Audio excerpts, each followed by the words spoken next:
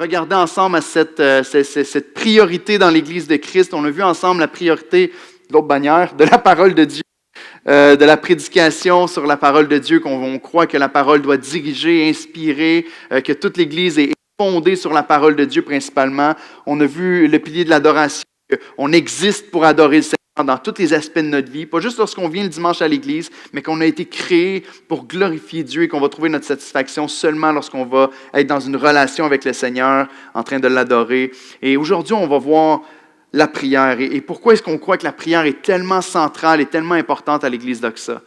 Plusieurs raisons. Parce que la Bible enseigne, premièrement, et deuxièmement, parce qu'il n'y a aucune version de l'histoire de l'Église d'Oxa qui existe sans que la prière soit centrale à son existence. Ça a commencé à Louisville, Kentucky, en 2013, alors que j'étais dans un voyage avec un ami, avec le pasteur Tim Kerr, pour aller être formé dans la formation pastorale. J'étais pasteur jeunesse à l'époque et on est allé dans le salon chez un homme qui s'appelle C.J. Mahaney, s'il y en a ici qui le connaissaient. On était assis avec lui pour entendre parler de l'Église, du ministère pastoral et tout ça. Puis après, on a visité le Southern Baptist Theological Seminary à Louisville. On dormait dans les dortoirs là-bas. Puis on a entendu parler d'implantation d'église pour la première fois. Puis je me rappelle, j'étais assis dans une petite chambre d'hôtel là-bas avec le frère qui était avec moi. Puis alors qu'on était là ensemble en train de prier sur notre face en larmes, le Seigneur avait fait quelque chose dans notre cœur, nous avait mis à cœur d'implanter une église. Puis c'était encore tout en embryonnaire, si on voulait, dans notre cœur. Puis c'était pas encore décidé. Mais le Seigneur avait déposé quelque chose dans notre cœur. Puis on a dit, Seigneur, on va revenir à Drummondville chez nous dans l'église. Si ça vient de toi, fais que ça reste là puis que ça parte pas. Mais après quelques semaines, quelques mois, on est embarqué dans le ministère pastoral à nouveau, puis les choses se sont estompées un peu, mais ça a tout le temps resté un petit peu dans notre cœur. Puis ensuite, on a participé à une conférence à Burlington, en Ontario. Je suis arrivé chez un de mes amis qui était pasteur là-bas. J'ai rencontré le pasteur Ray Kaprowski, que vous connaissez, de l'Église d'Ottawa. On était ensemble dans le salon, encore une fois sur notre face dans le salon, en train de prier, puis dire, si c'est ta volonté, qu'on puisse implanter l'Église au Québec lorsqu'on va revenir chez nous à la maison. Ça a continué la semaine suivante dans une conférence qui s'appelait Harvest University, où est-ce qu'on a rencontré un pasteur de Calgary qui nous a vus et qui s'est mis en larmes tout de suite, moi et mon épouse. Lui était avec son épouse, il nous a regardés et il a dit « Ça fait des années que je prie pour le Québec. Ça fait des années que je prie pour que Dieu fasse une œuvre particulière au Québec. » Et on a pris un temps de prière ensemble. Puis à ce moment-là, il y a eu quelque chose encore plus grand qui s'est formé dans notre cœur. Après un certain temps, on est revenu à la maison puis on s'est mis à prier ensemble, moi puis mon épouse. Seigneur, c'est-tu ta volonté qu'une église puisse être implantée comme ça? On n'a aucune ressource, on n'est pas compétent, on n'a aucune idée comment que ça fonctionne. Puis on a commencé à prier ensemble, puis le Seigneur a mis cette conviction-là de plus en plus forte sur notre cœur que c'était son appel sur notre vie. On est parti avec notre famille pendant 1 an en Ontario. Puis là-bas, ça a été une année complète de prière puis de recherche de la face de Dieu, avec les anciens à l'église de Hope, avec l'église au complet dans les services de prière qu'on faisait ensemble. On a prié pour que Dieu fasse son œuvre. On a prié parce qu'on ne savait pas où implanter l'Église. On a fait des recherches, on a regardé un peu partout au Québec, on a fait des études démographiques comme tout bon implanteur, mais ça prenait une direction de Dieu, puis Dieu a vraiment dirigé pour que ce soit à Brossard. Peut-être que certaines personnes peuvent dire gloire à Dieu pour ça. On a prié avec le premier groupe noyau. On a prié sur ma face en 2018 lorsque tout le monde est parti puis que j'étais tout seul dans cette salle d'hôtel à intercéder puis à dire « Seigneur, est-ce que tu veux que je continue? » Tu étais en train de me dire qu'il faut que j'abandonne puis que je quitte le ministère. Puis le Seigneur a amené cette conviction-là encore une fois dans la prière. En 2019, un moment marquant pour l'Église d'Oxa, alors qu'on était dans une réunion de prière puis que les 2 seuls membres de l'Église d'Oxa, c'était Francis Pléa à ce moment-là. On était 4 dans la petite église de Greenfield Park. Puis on priait ensemble, puis on demandait au Seigneur, « Seigneur, fais que ton Église puisse être implantée. » On n'a aucune idée de ce qu'on fait. On est 4, puis on cherche ta face. Fais ton œuvre. Pendant qu'on est réunis ensemble en train de prier, je le répète souvent, mais allumez pas votre téléphone dans une réunion de prière, OK? Cette fois-là, le mien est allumé. Puis j'ai reçu un message texte d'un membre de l'Église de Hope Oakville qui m'a envoyé un message texte, il était en train de filmer parce qu'eux là-bas étaient en train de prier pour l'Église d'Oxa à ce moment-là. En même temps que nous, on était en train de prier. Il m'a envoyé un message, puis il y avait le pasteur, un de mes amis, Nathan Penny, qui était sur l'écran et qui priait. Et on le regardait ensemble, puis le pasteur Nathan commençait à prier pour que Dieu puisse faire un réveil au Québec et même que l'œuvre de Dieu qui va commencer à s'élever au Québec puisse se répandre partout dans le reste du Canada. Alors que mon frère priait comme ça, il priait pour que Dieu puisse amener des dizaines, une cinquantaine, une centaine de personnes à l'Église d'Oxa. Mais après cette réunion-là, le 26 août 2019, quelques semaines après, on était rendu 10. Dieu avait répondu aux prières. Non? Pour plusieurs On dirait, ouais, ça va pas vite, hein? Il y a à peine 2 ans, Dieu nous a amenés à 50 personnes. Et aujourd'hui, bien que ça ne paraisse pas parce que c'est l'été, Dieu a répondu à sa 3e requête de prière parce qu'on est très, très près d'une centaine maintenant qui disent que l'église d'Oxa, c'est leur église. On est autour de 90 à ce moment-ci. Dieu a répondu aux prières. Mais frères et sœurs, Dieu n'a pas répondu aux prières de la manière que nous, on aimerait qu'il réponde. Parce que si vous avez fait le calcul, c'est il y a 4 ans, en 2019. Donc, si on avait perdu ce cœur-là pour la prière, cette foi-là de dire, Seigneur, on croit que c'est toi qui bâtis ton Église et pas nous, ben, on n'aurait rien vu de tout ce qui s'est passé depuis le tout début de l'implantation de l'Église d'Oxa. Il n'y a pas une version de l'histoire de Doxa qui existe où la prière n'est pas centrale à l'Église. Alors, on croit fermement à la puissance de la prière. Pas parce que la prière est comme une formule magique lorsqu'on envoie des prières au ciel. Vous savez, moi, j'ai grandi dans une famille catholique, puis on avait un peu cette mentalité des fois de prières que j'appelle des prières vœux, parce que tu dis, ben, j'envoie une prière au ciel en espérant que peut-être quelqu'un au ciel va l'entendre puis qu'il va répondre à ma prière. Mais on croit fermement à la puissance de la prière parce qu'on croit que notre Dieu est tout-puissant puis que notre Dieu peut répondre à toutes les prières qu'on peut faire monter vers lui. Donc, 3e pilier de l'Église d'Oxa, la prière doit être centrale à l'Église. Il y a quelqu'un un jour qui a dit, si tu veux humilier un homme, demande-lui comment va sa vie de prière. Vous savez, je l'ai expérimenté à plusieurs reprises. J'aime lorsque je suis avec des hommes, des fois, je suis souvent dans des milieux avec des hommes qui sont tellement plus intelligents et plus compétents que moi. Puis j'aime souvent ramener ça à la vie de prière, dire, mais je suis content que tu sois capable de m'expliquer comment ça fonctionne, l'expiation limitée du Christ sur la croix, mais parle-moi de ta vie de prière. Comment ça va ta vie de prière? Et c'est drôle comment on retombe tous au même niveau à ce moment-là. Hein? Comment va ta vie de prière?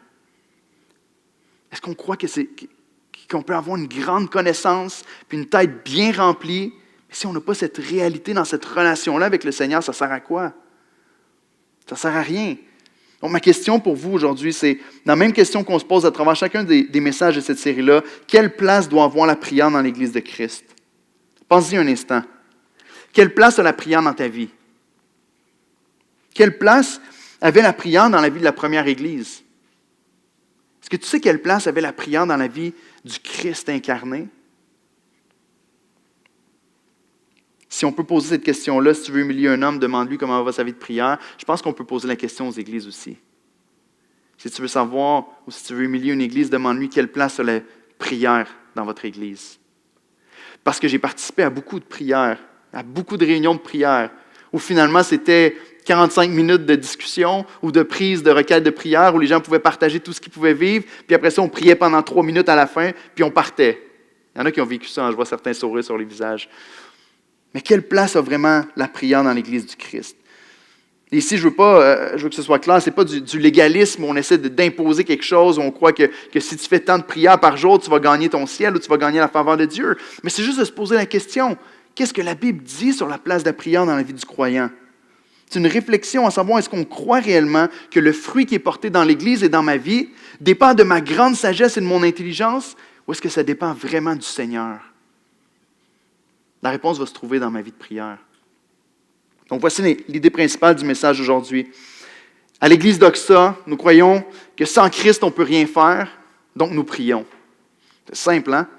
On croit que sans Christ, on ne peut rien faire. Et donc on prie, et donc on cherche le Seigneur de tout notre cœur. Je vais vous montrer, par la grâce de Dieu, on pourrait faire une série complète sur la prière et en parler pendant tellement longtemps, et j'ai dû limiter beaucoup ce matin, mais je vais vous présenter au moins 3 aspects de la vie de prière qui, je crois, est nécessaire pour être une Église qui est vraiment fidèle au Seigneur. Donc, premièrement, la nécessité de la prière, ensuite, l'efficacité de la prière et la puissance de la prière pour terminer. Donc, premièrement, la nécessité de la prière. Premièrement, prier sans cesse. C'est le titre de notre pilier.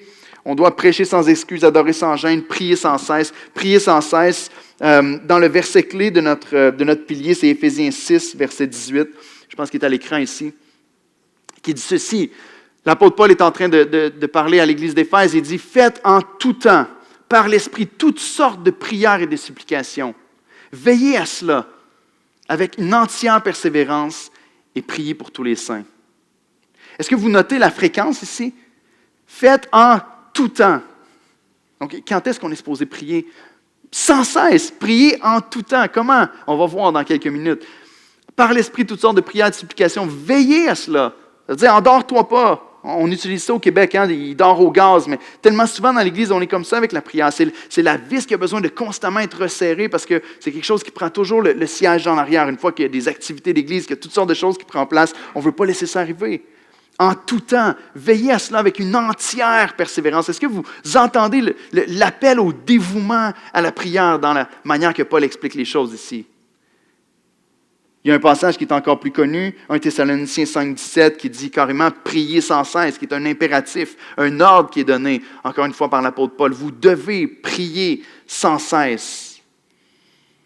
Mais comment on fait ça, prier sans cesse? Dieu insiste tellement pour que la prière soit notre mode de vie de chaque jour.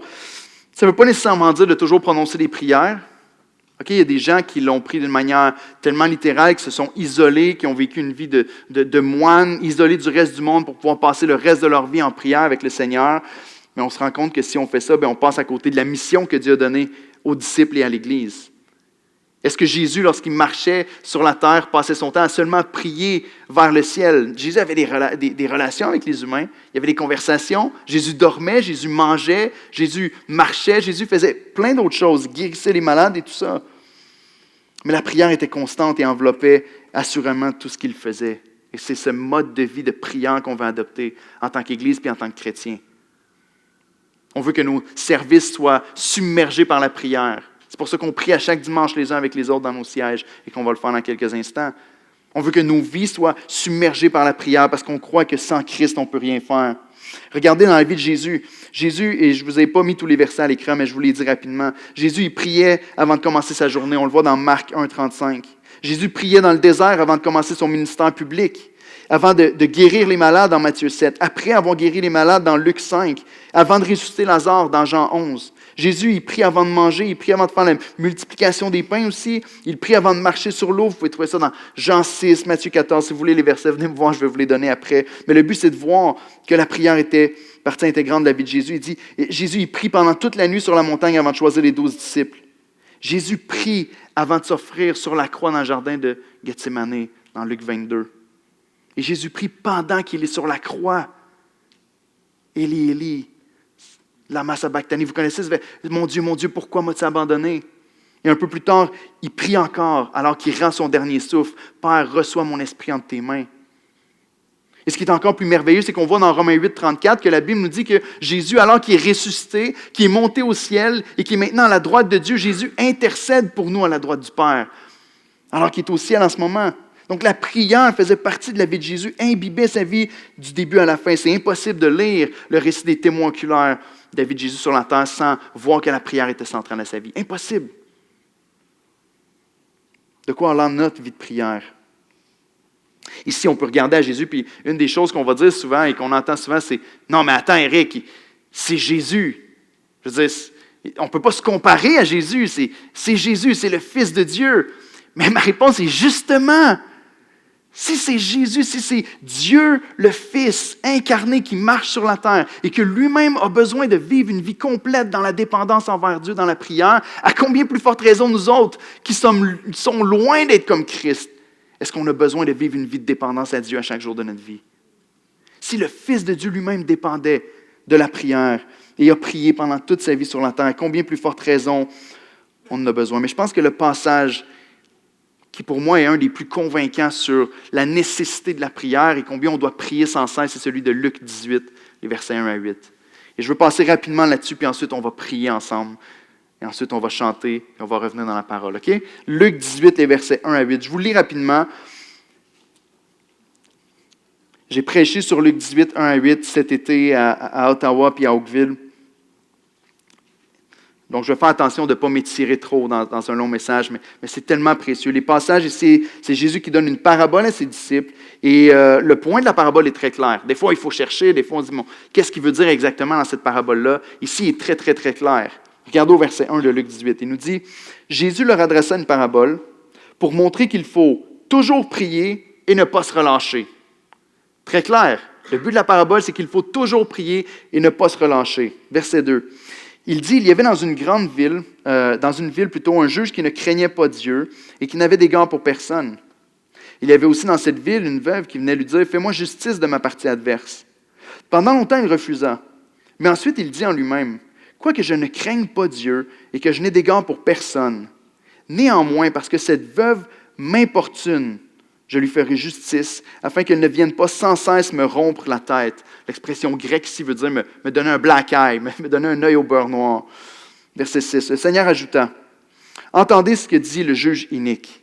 Et Dieu ne fera-t-il pas justice à ses élus qui crient à lui jour et nuit, et tardera-t-il à leur égard? Je vous le dis, il leur fera promptement justice. Mais quand le Fils de l'homme viendra, trouvera-t-il la foi sur la terre? » Je vais vous montrer juste 3 choses à propos de la prière dans ce texte-là. Premièrement, on n'aura jamais une vie de prière et on ne vivra jamais une vie de prière avec Dieu tant qu'on ne réalisera pas notre état de faiblesse. Lorsque Jésus va enseigner à ses disciples qu'il faut toujours prier et ne jamais se relâcher, qu'est-ce qu'il fait? Il prend une pauvre veuve. À l'époque, les veuves étaient les gens les plus démunis de la société. C'était des femmes qui ne pouvaient pas subvenir à leurs besoins par eux-mêmes à cause de la mentalité de l'époque. Il y avait besoin d'un mari pour travailler, ramener de l'argent à la maison. Les femmes ne pouvaient pas travailler comme les hommes à ce moment-là, ou d'avoir un fils qui pourrait pourvoir à ses besoins une fois que le mari était décédé. Donc, il prend une pauvre veuve qui n'a aucun moyen de subvenir à ses besoins, aucun moyen de se faire justice par elle-même, totalement incapable et qui a besoin d'une intervention. Et donc, elle jette aux pieds de ce juge-là à chaque jour, au point de l'importuner, au point de lui donner peur qu'elle lui donne un black eye. Une pauvre veuve démunie. Et la réalité, c'est que dans nos vies, c'est la même chose. Pourquoi Jésus fait ça? Parce qu'il veut nous faire réaliser que tant qu'on ne comprend pas qu'on est faible en nous-mêmes, on ne va pas vivre des vies de prière. On va se dire, je suis en business, je suis capable de dealer avec mes propres affaires. Je suis correct, je n'ai pas besoin de Dieu. C'est vrai, quand on manque de prière dans notre vie, c'est qu'on déclare notre indépendance envers Dieu en disant « Seigneur, je me débrouille tout seul. J'ai les choses entre les mains, puis je vais y arriver par moi-même. » Mais lorsqu'on vit une vie de prière, on est en train de dire « Seigneur, je réalise que je ne suis pas capable par moi-même, puis j'ai besoin de ton aide. » Des choses qui sont marquantes et que je trouve très, très évidentes, qui nous amènent cette évidence-là à nos yeux dans la vie, c'est les moments de crise dans notre monde. Plusieurs d'entre vous allez vous rappeler peut-être du 11 septembre 2001. Certains d'entre vous étiez peut-être pas nés ou pas là, mais plusieurs d'entre vous allez vous rappeler qu'est-ce qui est arrivé lorsque les avions ont frappé les tours du World Trade Center puis que les tours se sont effondrées. Il est arrivé un moment de crise dans le monde entier. Le monde a commencé à paniquer, à avoir peur de la Troisième Guerre mondiale. Qu'est-ce qui est arrivé à ce moment-là? Les églises se sont remplies partout aux États-Unis, et presque, j'allais dire partout dans le monde, mais ça a eu un effet de vague, en tout cas partout en Amérique, parce que les gens ont couru dans les églises, les gens ont couru vers Dieu, commencé à prier, puis à dire « Seigneur, fais quelque chose, sauve-nous ». La crise engendre la prière. Mais pourquoi?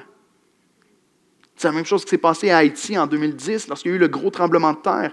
Je me rappelle d'être assis dans mon salon, puis de regarder la télévision, puis de voir alors que le journaliste était en train de faire son article, tu voyais à l'arrière les Haïtiens dans les rues avec leur guitare, puis qui étaient en train de louer le Seigneur, puis les gens qui avaient les mains dans les airs, puis qui commençaient à prier Dieu. J'ai vu la même chose dans une partie de basketball en 2018. Pour ceux qui suivent un peu le basketball, lorsque Patrick McCaw est tombé sur son dos en essayant de faire un lay-up parce que Vince Carter lui a rentré dans le dos, puis il est tombé par terre, puis là, il est parti en ambulance du match, un peu moins dramatique que les 2 tours, hein, on s'entend, mais il est parti de la partie. Et qu'est-ce qui est arrivé? Tous ceux qui regardaient le basketball à l'écran à ce moment-là ont vu les 2 équipes, les Sacramento Kings et les Golden State Warriors, qui se sont pris les épaules et qui ont commencé à prier ensemble pour le gars qui était tombé et qui venait de se blesser. Mais qu'est-ce que toutes ces choses-là ont en commun? La crise engendre la prière. Parce que dans les moments de crise comme celle-là, c'est là qu'on se rend compte à quel point on est impuissant. À quel point on n'a pas tant que ça les choses entre nos mains. Il y a tellement de personnes qui pouvaient penser qu'ils avaient leur vie en contrôle avant que les tours s'effondrent. Puis tout à coup, quand la crise est arrivée, ils ont été pris de panique, ils ont réalisé que la vie est courte. Je ne suis pas certain là, de ce qui est en train de se passer. Notre monde est en train de s'écrouler, puis qui ont couru dans les églises. C'est extraordinaire parce que pendant un instant dans le temps, on se rappelle de Dieu tout à coup.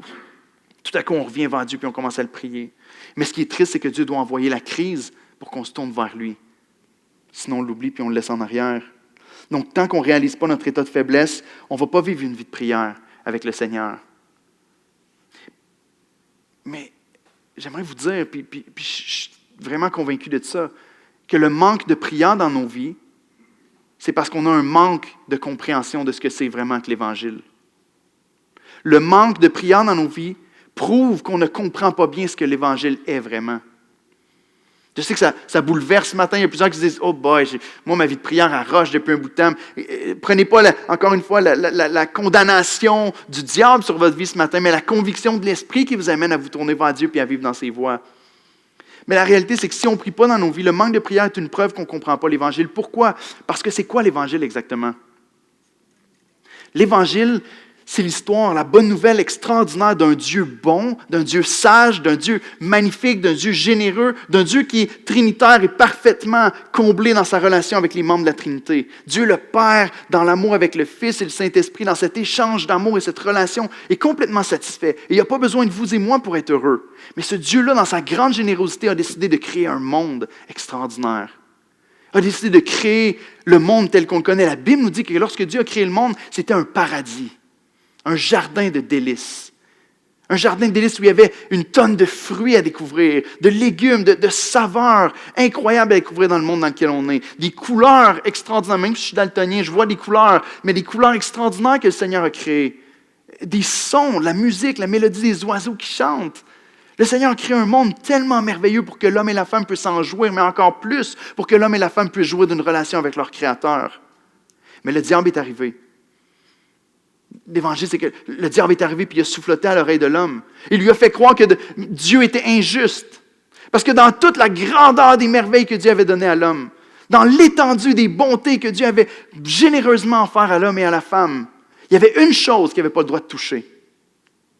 Un arbre, un fruit que Dieu avait interdit à l'homme de toucher. Personnellement, je suis convaincu que Dieu avait mis cet arbre au milieu du jardin pour que l'homme et la femme puissent goûter à la joie de l'obéissance envers Dieu. Mais l'homme et la femme ont écouté la voix du diable, ils ont mangé du fruit. Ils sont tombés sous la condamnation du péché. Le jugement de Dieu maintenant est tombé sur eux. Ils devaient mourir. Mais qu'est-ce que Dieu a fait à ce moment-là? L'homme et la femme étaient incapables de payer pour leur péché. L'homme et la femme étaient incapables de passer à travers le jugement et vivre. L'homme et la femme étaient incapables de se tenir dans la sainteté de la présence de Dieu et ne pas être exterminés par sa bonté et sa sainteté. Donc Dieu a fait quoi? Il a envoyé son Fils Jésus. Dieu a envoyé son Fils et son Fils a dit, « Père, je vais aller payer pour eux. » Et Dieu, le Fils, s'est incarné. Il a vécu une vie de justice parfaite pour nous transférer sa justice. Il est mort sur la croix pour recevoir le jugement de nos péchés, recevoir sur lui la condamnation qu'on méritait. Il est ressuscité pour nous donner la vie avec lui. Maintenant, il est au ciel, il intercède pour nous, il nous prépare une place pour tous ceux qui mettent leur foi en lui aujourd'hui. Si tu ne l'as pas fait, mets ta foi en Christ aujourd'hui et tu vas être sauvé.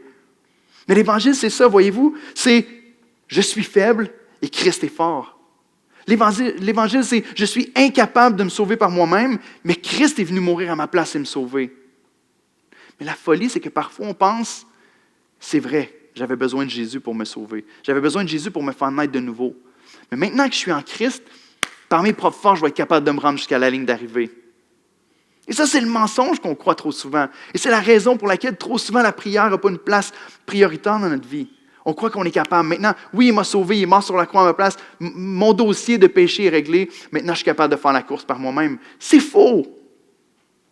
Vous connaissez ce passage, on le répète souvent à l'Église dans Jean 15,5. Jésus lui-même dit, je suis la vigne, vous êtes les branches. Si vous demeurez en moi et si je demeure en vous, vous porterez beaucoup de fruits, car sans moi, vous ne pouvez rien faire. La Bible est absolument claire avec ça. Et tant qu'on ne réalise pas notre état de faiblesse, on ne vivra pas une vie de prière. Dernièrement, avec cette partie-là, je veux croire en la bonté de Dieu. La raison pourquoi on ne prie pas, c'est qu'on croit qu'on est fort et qu'on est capable seul. Donc, tant que je ne comprends pas mon état de faiblesse, je ne vais pas prier. Mais deuxièmement, tant que je ne crois pas en la bonté de Dieu, je ne vais pas prier non plus. La suite du texte ici, dans la parabole, Jésus est en train de mettre en contraste cette pauvre veuve avec les disciples. Et là, parfois, c'est dur à suivre, mais il nous dit, cette veuve-là, vous devez être comme elle. Les disciples doivent être comme elle. Mais ensuite, il parle du juge, qui est un juge injuste. Mais il dit, ce juge-là, par exemple, n'est pas du tout comme Dieu. Il dit, voyez-vous, même un juge méchant, même un juge qui ne se soucie pas de la gloire de Dieu, qui ne se soucie pas du bien des hommes, parce que la veuve vient l'importuner, parce que la veuve continue de venir apporter sa cause devant lui constamment, mais ce juge-là, finalement, va plier le genou et il va lui donner ce qu'il veut. Mais Jésus, il nous dit ici, mais Dieu n'est pas comme un juge méchant. Dieu est bon. Il dit, Dieu va faire justice rapidement à ses élus qui crient à lui jour et nuit. Encore une fois ici, Je trouve ça remarquable parce que peut-être on va dire, OK, mais Dieu dit qu'il va répondre à toutes les prières de ses élus. OK, Dieu va donner justice à ses élus, c'est très clair. Donc j'ai juste à prier, mais peut-être que dans plusieurs têtes en ce moment, on se dit, mais comment je fais pour savoir si je suis un élu? Une des choses qui est particulière dans le texte, c'est que Jésus vient attacher directement notre élection avec notre vie de prière, voyez-vous? Regardez au verset, ici, regardez. Il nous dit ici, au verset 7, « Et Dieu ne fera-t-il pas justice à ses élus? » Comment on fait pour reconnaître ses élus? Mais la suite du texte le dit, « Qui crient à lui jour et nuit. » Je trouve ça remarquable comment Jésus vient connecter. Une des plus grandes preuves ou une des plus grandes assurances de notre salut, c'est que oui, on vit une vie de prière.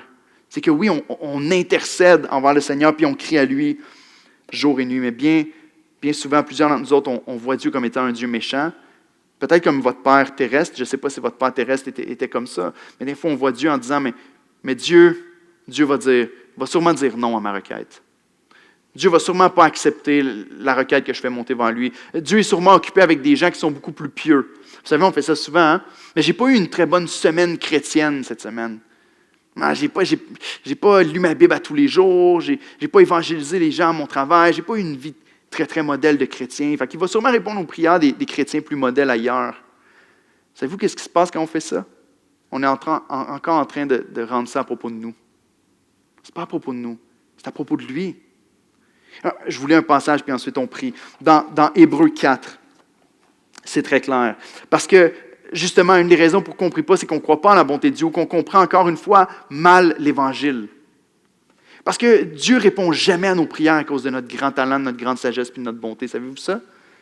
Dans Hébreux 4, les versets 14 à 16, il nous est dit ceci. Puis ici, on voit comment l'apôtre ici va connecter l'Évangile de Christ avec notre vie de prière sur la terre.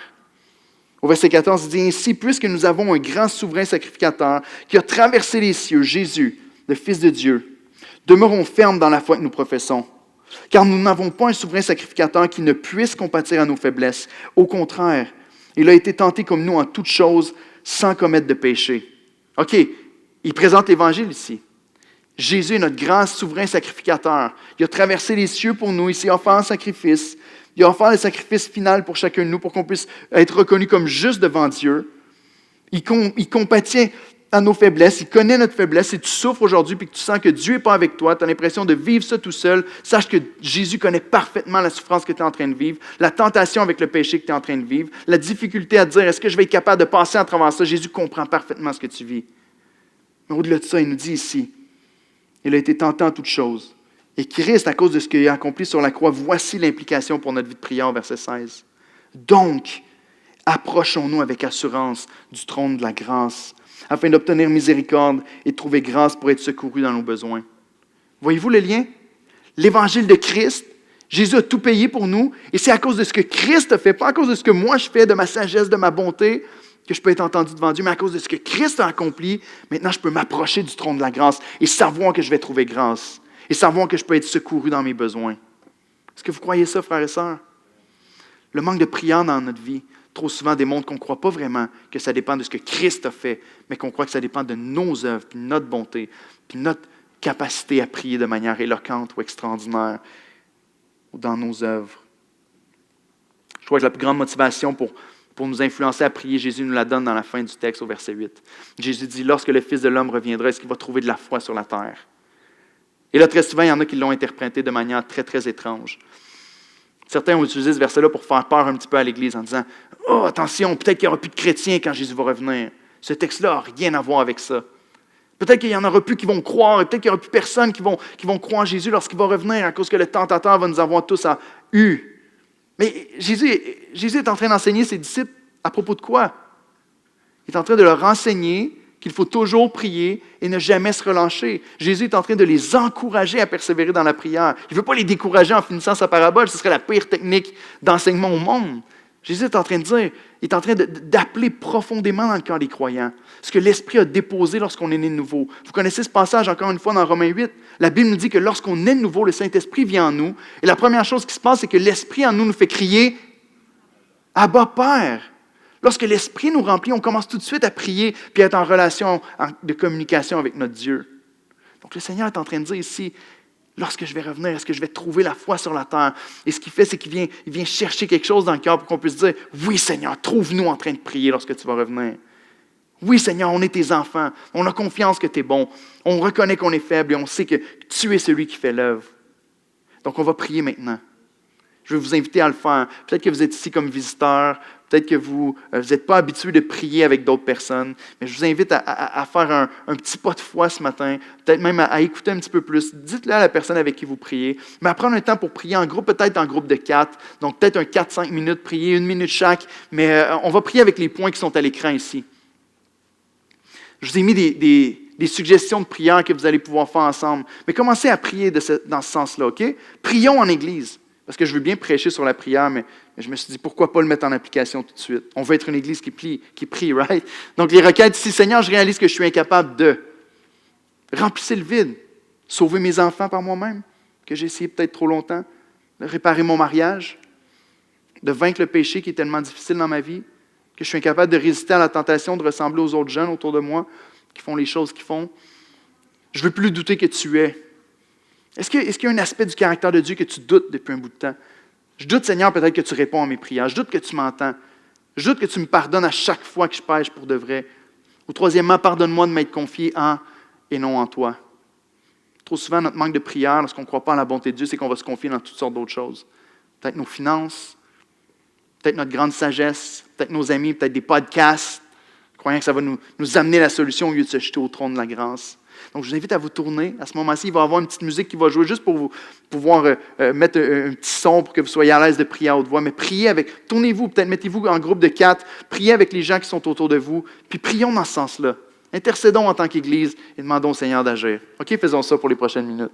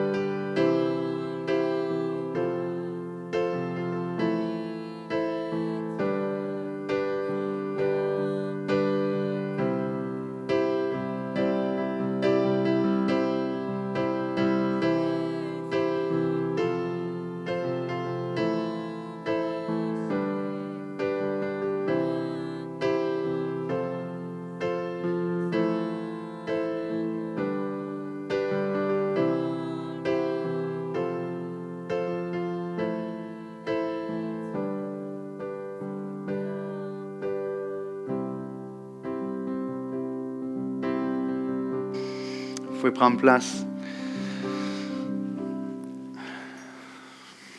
J'avais dit que je n'allais pas m'étirer sur le premier, mais je suis allé loin. Hein? On va aller au deuxième directement. Deuxièmement, prier pourquoi? Prier pourquoi?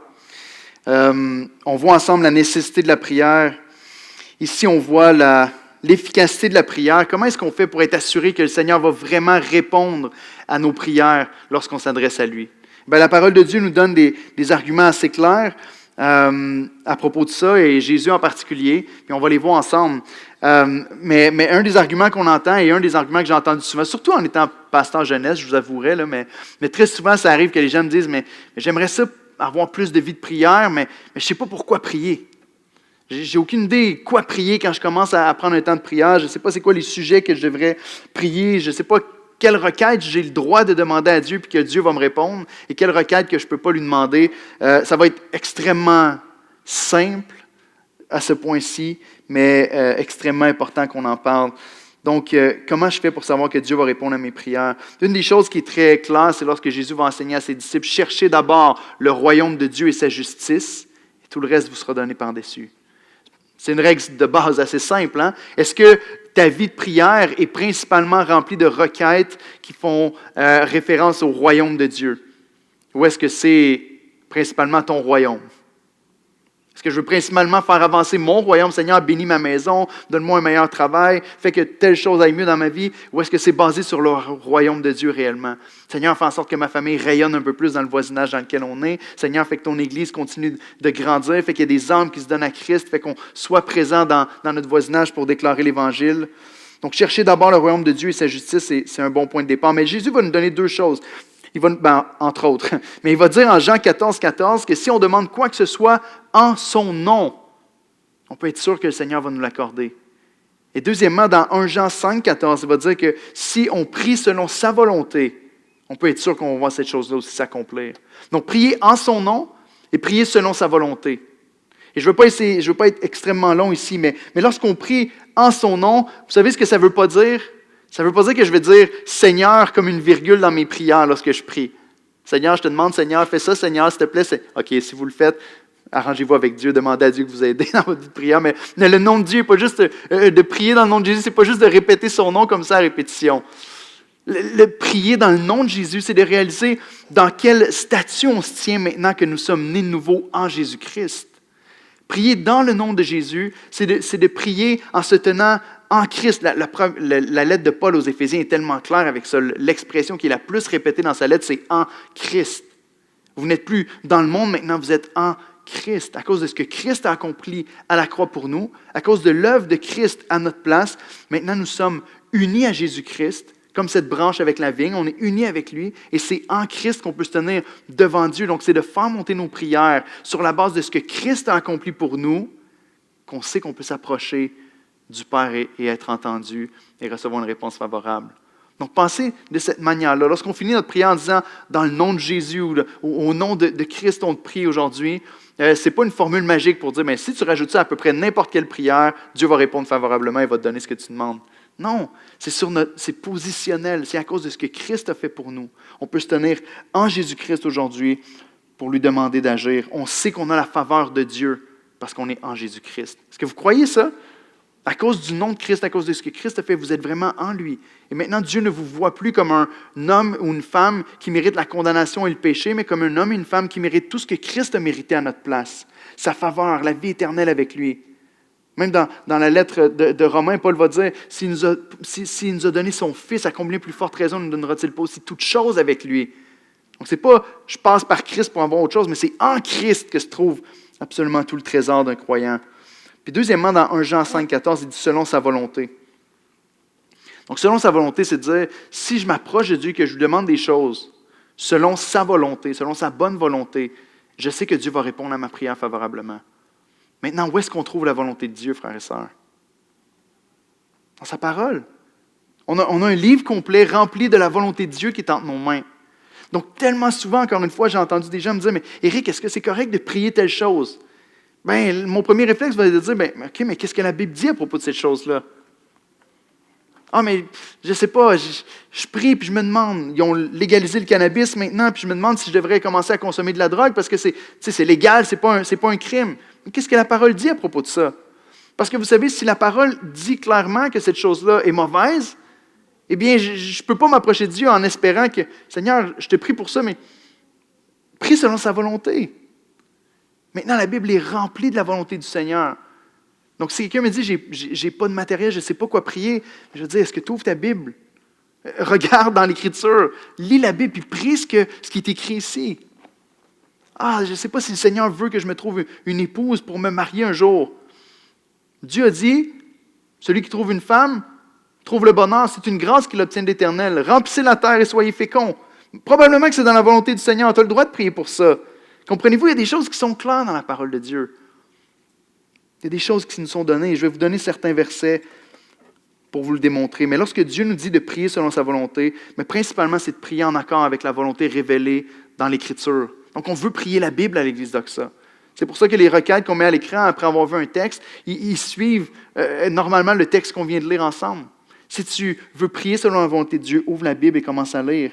Il y a tellement plus que ce que je vais vous montrer ici. Mais juste pour vous donner un exemple, parce qu'il y a quand même certains angles sur lesquels les apôtres, sur lesquels, je crois, Dieu a voulu appuyer à travers ses apôtres dans les Écritures qu'on trouve, sur lesquels on devrait prier peut-être un peu plus que les autres. Le verset clé encore de notre pilier sur la prière, c'est Éphésiens 6, 18 qui dit ceci. On doit prier, faites en tout temps par l'Esprit toutes sortes de prières et de supplications et prier pour tous les saints. Et ce que l'apôtre Paul est en train de dire ici, c'est qu'il n'y a pas juste une manière de prier, il y a plusieurs formes de prière. Il y a la prière, il y a aussi la supplication. Ici, c'est l'intercession. On l'a fait pour Javan ce matin, pour les gens à Kelowna. On se met dans leurs souliers, puis on demande au Seigneur d'agir en leur faveur. On prie en leur nom pour que Dieu agisse pour eux. Mais encore une fois, on va le voir tantôt dans Timothée, mais il y a plusieurs manières de prier, des actions de grâce envers le Seigneur, des prières d'adoration, des prières même d'imprécation. On l'a vu, ceux qui étaient là l'été passé avec les différentes sortes de prières dans les psaumes. Mais ici, c'est clair, la prière est variée, la prière est diversifiée. Puis si notre seule manière de prier, c'est les prières qu'on a appris par cœur, ou les prières qui sont écrites dans un livre, bien, peut-être qu'on est appelé à diversifier un peu notre prière, puis réaliser que c'est correct de répandre notre cœur devant le Seigneur. Peu importe comment on file. Le livre des psaumes était absolument merveilleux pour ça. Tu vois les états d'âme du psalmiste encore et encore de plusieurs manières où est-ce qu'il ouvre son cœur devant Dieu. Ensuite, on a Matthieu 9, 38. Le Seigneur nous demande, et c'est plusieurs versets qui nous parlent de quoi prier. Dans Matthieu 9, 38, il nous dit « Priez le Père de la moisson, le Maître de la moisson, afin qu'il envoie des ouvriers dans la moisson. » Le focus est où? La mission que Dieu a donnée à son Église. Priez que Dieu envoie des ouvriers dans la moisson. Je suis content de voir un frère pasteur ici avec nous, Benjamin, c'est ça, hein? qui est pasteur aussi dans une église. Je ne me rappelle pas où tu es pasteur, on s'en parle tantôt. Mais il y a plusieurs personnes qui implantent des églises un peu partout au Québec. Il y a des pasteurs de plusieurs églises. Et frère, ça, on ne croit pas être la meilleure église au Québec. On ne croit pas être la seule église qui est fidèle au Seigneur dans la province. On croit qu'il y en a plein. Et on veut prier que le Seigneur continue d'envoyer des ouvriers dans la moisson. Ici, le focus est sur la mission chrétienne. Matthieu 26, 41 nous dit « Priez afin que vous ne tombiez pas en tentation ». Le focus est où ici? Encore une fois, le focus est sur les croyants. Priez pour tous les saints dans Éphésiens 6, 18. Priez pour les ouvriers dans la moisson. Et maintenant ici, priez afin que vous ne tombiez pas dans la tentation. La protection pour les croyants, pour les enfants de Dieu. Oui, on est bel et bien sauvés en Jésus-Christ, mais on a besoin constamment de la protection du Seigneur sur nos vies. Combien de frères et sœurs est-ce que vous pouvez voir qui marchent avec le Seigneur et qui pourtant ont tellement de difficultés à rester proches de lui et qui sont tellement facilement en train de tomber dans la tentation? Mais la question, ce n'est pas juste de dire c'est parce qu'il est un moins bon chrétien que moi. Est-ce que tu pries pour lui ou pour elle? Ça fait partie de nos responsabilités. Luc 21, 36. Il nous dit encore, priez afin d'avoir la force d'échapper à toutes ces choses. Lorsqu'il parle de la fin des temps, lorsqu'il parle des épreuves difficiles, des tribulations ou quoi que ce soit qui vont arriver sur notre monde, il dit, priez afin que vous ayez la force d'échapper à toutes ces choses. Donc la persévérance chrétienne, dans cette Église, on croit que Dieu nous garde jusqu'à la fin lorsqu'on croit en lui, qu'il nous tient dans sa main, qu'il ne nous échappera pas. Mais on croit que Dieu nous garde à travers aussi notre persévérance et qu'on est impliqué dans le processus. Priez que Dieu vous donne la force de persévérer. Encore une fois, centré sur l'Église et les croyants. Jacques 5, 16. Priez les uns pour les autres. afin que vous soyez guéris. La prière du juste a une grande efficacité. Encore une fois, pourquoi est-ce qu'on trouve ça important de prier les uns avec les autres? Il y a des gens qui vont me dire, mais j'ai pas besoin de l'Église. Moi, je peux prier chez nous à la maison tout seul, je vis mon affaire avec le Seigneur. Je ne sais pas comment tu peux mettre un verset comme celui-là en pratique si tu es tout seul dans ta maison. Vous savez, John Wesley qui disait, il n'y a rien de moins chrétien qu'un chrétien seul. Et je crois que c'est vrai. On doit prier les uns pour les autres. On a besoin les uns des autres. Un chrétien seul n'existe pas dans le Nouveau Testament. Nulle part. Matthieu 5, 44 nous dit, et cela est peut-être un petit peu plus difficile, mais priez pour ceux qui vous maltraitent. Et là. Ça, ce n'est pas un réflexe qui vient naturellement. Hein? Priez pour ceux qui vous maltraitent, pour ceux qui vous font du mal. Moins facile, mais c'est la volonté de Dieu. Combien de fois on est dans des situations où est-ce qu'on a de la difficulté au travail ou avec des gens, même de notre propre famille parfois, puis que notre première réaction, c'est d'essayer de dire, mais je vais le remettre à sa place, je vais y régler son compte. Mais combien de fois on jette sur notre face? Combien de fois est-ce qu'on est capable de connaître justement la puissance de se jeter au trône de la grâce et de demander à Dieu d'agir dans cette situation-là? Je vous en donne 2 derniers, puis ensuite on prie. 1 Timothée 2, les versets 1 et 2. C'est le verset que je vous dis, il nous donne encore un paquet d'autres manières de prier. Il dit, j'exhorte donc avant toute chose. Est-ce qu'on voit un principe de priorité ici? Avant toute chose, à faire des prières, des supplications, des requêtes, des actions de grâce pour tous les hommes, pour les rois et pour tous ceux qui sont élevés en dignité, afin que nous menions une vie paisible et tranquille en toute piété et honnêteté. Encore une fois, on doit prier pour les autorités, on doit prier pour tous les hommes, on doit prier pour les autorités qui sont établies sur nous, autant au niveau de la ville de Brossard, de la province du Québec, du Canada, on doit prier pour les autorités. Mais le but est encore pour la paisibilité, pour la tranquillité, et qu'on soit capable de vivre des vies pieuses et honnêtes. Est-ce que vous avez de la place dans votre vie de prière pour prier pour les autorités, pour prier pour ceux qui règnent sur nous en tant que province, que ville, ou même que nation? Le prochain verset va dans le même sens, dans Jérémie 29, 7. Ici, je pourrais vous demander, mais quand on parle de prier pour les autorités, est-ce que ça inclut ceux qui nous énervent beaucoup? Oui. Eux autres aussi, ceux qu'on a de la misère à sentir, puis qu'on dit, j'espère qu'il ne va pas être réélu la prochaine fois. Vous pensez à qui vous voulez dans ce moment-là. Hein? Mais la personne que vous souhaitez qu'il ne soit pas réélu, Dieu nous appelle quand même à prier pour cette personne-là, à intercéder principalement pour son salut. Pas parce qu'il le mérite, mais parce que Dieu nous le demande. Jérémie 29, 7 nous dit, « Recherchez le bien de la ville où je vous ai mené en captivité. Priez l'Éternel en sa faveur, parce que votre bonheur dépend du sien. » C'est un peuple qui est en captivité, mais je crois que ce principe-là est applicable à tous les chrétiens, peu importe où on se trouve. Priez pour la ville dans laquelle vous êtes en ce moment, parce que votre bonheur dépend du sien. Est-ce que ça fait partie de votre vie de prière aussi? Ça doit faire partie de la vie de prière de l'Église.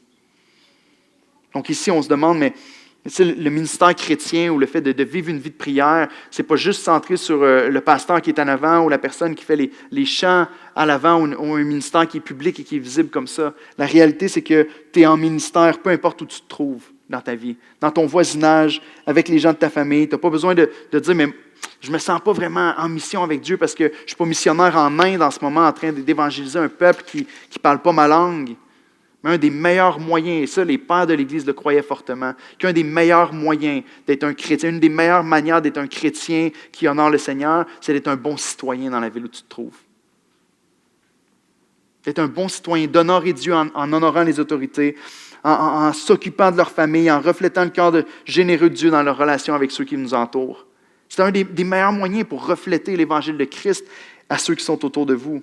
Donc, vivre une vie de prière, c'est aussi de soupirer devant le Seigneur pendant que vous faites votre énième brassée de lavage. C'est aussi de marcher dans ton quartier avec ton épouse main dans la main, puis de prier pour les gens qui sont dans ton quartier en espérant qu'ils viennent à connaître Christ. C'est de lancer la balle avec ton fils, puis de donner cet exemple-là d'amour de Christ avec ton enfant, en priant dans ton cœur pour qu'il puisse connaître le Seigneur un jour. D'être présent au spectacle de ta fille, au match de ton fils, de briller puis de voir la lumière de Christ être rayonnante à travers votre vie de famille auprès des gens qui sont autour de vous. Donc, qu'est-ce que la Bible nous enseigne lorsqu'on parle de pourquoi prier? La Bible est remplie. Je vous ai juste donné quelques exemples. Mais une des choses qui est claire dans l'Écriture, c'est que lorsque Paul en particulier, les autres apôtres et Christ invitent les croyants à prier, un des focus principaux, c'est l'Église, c'est les croyants. On est appelé à prier pour tout le monde, mais principalement l'encouragement à prier est centré sur les croyants. qu'on puisse être fortifié, qu'on puisse tenir le coup dans notre marche chrétienne et qu'on puisse continuer de faire avancer l'œuvre de Dieu. Donc, voici quelques requêtes pour vous autres. C'est correct que l'Église soit messie, vous pouvez déplacer les chaises, c'est pas grave, OK? Souciez-vous pas de ça. Mais je vous en mets quelques-unes ici à l'écran. Si vous êtes capable de prier à travers juste même 2 ou 3 de ceux-là, c'est correct. Mais on veut encore prier. Pas nous prions pour l'œuvre de l'Évangile au Québec, remplis le vide. Priez pour les églises qui sont autour de nous, qui font l'œuvre de Christ. Priez pour des missionnaires que vous connaissez. Priez pour peu importe ce qui vient sur votre cœur. Que l'Évangile touche et par moi dans. Est-ce qu'il y a des personnes dans votre voisinage à qui vous n'avez jamais parlé de Jésus encore? Dans vos familles peut-être? Ou que vous avez déjà parlé de Christ et que vous voulez que Jésus continue d'agir? Juste juge, nous te prions pour le salut des ennemis de la croix tels que. On ne va pas faire semblant ici ce matin. On le sait qu'il y a des gens et des groupes dans notre monde actuellement qui sont fortement opposés au christianisme. Mais au lieu de juste avoir peur de ces groupes-là, au lieu de juste se dire « j'espère qu'ils ne vont pas gagner », est-ce qu'on intercède pour eux? Il y a des groupes qui ont un agenda très clair de repousser la vision biblique du mariage, par exemple, la vision biblique de quand commence la vie dans le ventre d'une personne. Protège ton Église, Seigneur, de la tentation de « Ah, que c'est tentant pour l'Église de suivre le courant du monde, non ?» De diluer un peu le message de l'Évangile, puis de s'en aller un petit peu dans un courant un peu plus facile pour que les gens se sentent à l'aise. Prie. Protège ton Église pour la tentation de, et fortifie ton Église pour. Et là, vous pouvez nommer la mission, intercède pour les autorités. OK, prenons encore une fois 4-5 minutes pour pouvoir prier. On va terminer à 1h comme d'habitude, n'inquiétez-vous pas. Mais prenons encore 4-5 minutes pour prier ensemble, en groupe de 4. Peut-être reprenez les mêmes groupes que vous aviez pour ne pas passer 2 minutes à chercher avec qui vous priez. Mais tournez-vous autour des gens qui sont là, puis prions pour ces choses-là, OK, en Église.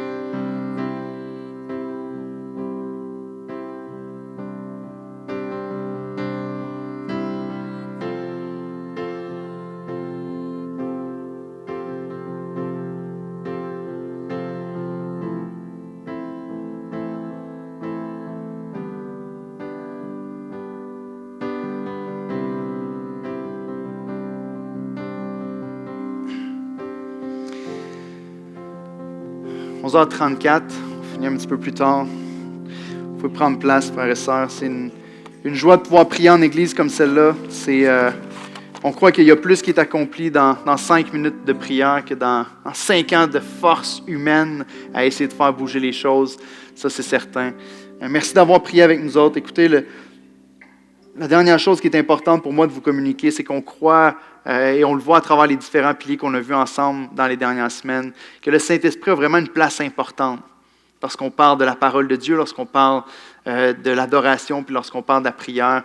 Je ne vais pas étirer là-dessus, mais vous voyez, lorsqu'on parle de la prédication de la parole, il est très clair que c'est le Saint-Esprit qui a inspiré l'Écriture. Le verset juste avant, le texte qu'on a vu dans la parole de Dieu, nous parle que toute Écriture est inspirée de Dieu, et on nous parle ici du roi, du souffle de l'Esprit, de Dieu, le Saint-Esprit. On a vu dans l'adoration que la seule vraie adoration qui est acceptable devant Dieu, c'est lorsqu'on adore en esprit et en vérité.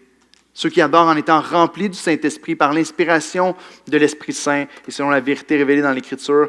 Et aujourd'hui encore, on parle de prière, mais dans le texte principal qu'on a lu dans Éphésiens 6, 18, on nous dit « Faites en tout temps par l'Esprit toutes sortes de prières et de supplications. » Et veillez à cela. Et la réalité, c'est que sans l'Esprit, c'est impossible pour nous. Donc peut-être vous partez ce matin et vous dites « Mais c'est tellement difficile. » Ça fait des années, on dirait que j'essaie d'avoir une vie de prière stable, c'est toujours à resserrer, c'est toujours difficile, je ne suis jamais satisfait. C'est normal, frères et sœurs, on n'est pas capable d'y arriver tout seul. On a besoin d'être totalement dépendant de Dieu, le Saint-Esprit, pour pouvoir vivre une vie de prière qui plaît au Seigneur. C'est par l'Esprit qu'on est capable de voir la splendeur de Christ, qu'on a les yeux ouverts sur la beauté de l'Évangile et qui nous permet d'être en communion avec Dieu aussi. Donc, alors que vous repartez chez vous, je vous encourage à chercher le Seigneur cette semaine, dans sa parole, dans la prière, puis à demander, Seigneur, Dieu, le Saint-Esprit, viens, aide-moi à prier comme je suis supposé de prier. Aide-moi à prier selon ta vérité, oui, dans la parole de Dieu, mais aide-moi à prier d'une manière qui soit efficace. Une des choses qui est très triste et qu'on voit dans l'Écriture dans Éphésiens 4, c'est qu'un des plus grands obstacles à la prière, c'est lorsqu'on attriste le Saint-Esprit. Paul va nous dire de ne pas attrister le Saint-Esprit, parce que lorsqu'on attriste le Saint-Esprit, les choses qui se passent, c'est la division dans l'Église. En réalité, une des manières les plus j'allais dire efficaces, c'est pas vraiment encourageant, mais efficaces d'attrister le Saint-Esprit, c'est lorsqu'on a des péchés qu'on entretient envers des gens qui sont remplis de l'Esprit autour de nous dans l'Église de Christ. Et le passage qui est ici nous parle de toute amertume, animosité, colère, clameur, calomnie, tout ça. Et frères et sœurs, je vous encourage, alors que vous partez, peut-être vous pouvez prendre quelques minutes à rester à votre place et prier. Mais demandez à Dieu de sonder votre cœur, puis vous montrer s'il n'y a pas de ces choses-là qui sont dans votre cœur. La calomnie peut-être qui s'élève, le fait d'entretenir des mauvaises paroles ou des faux témoignages à propos de quelqu'un. Peut-être des fois, on met ça sous la bannière du venting, puis en réalité, on est en train de entacher ou d'attaquer un frère ou une sœur en qui l'Esprit de Dieu habite. Prions, demandons au Seigneur de faire cette œuvre-là, de nous révéler ces choses-là dans notre cœur pour pouvoir ne pas attrister l'Esprit, mais au contraire, prier efficacement, prier principalement pour l'unité de l'Église. OK, frères et sœurs, merci d'être venus prier avec nous autres ce matin. J'arrête là. On peut maintenant aller chercher les enfants, ceux qui avaient des enfants en bas, dans 2 semaines.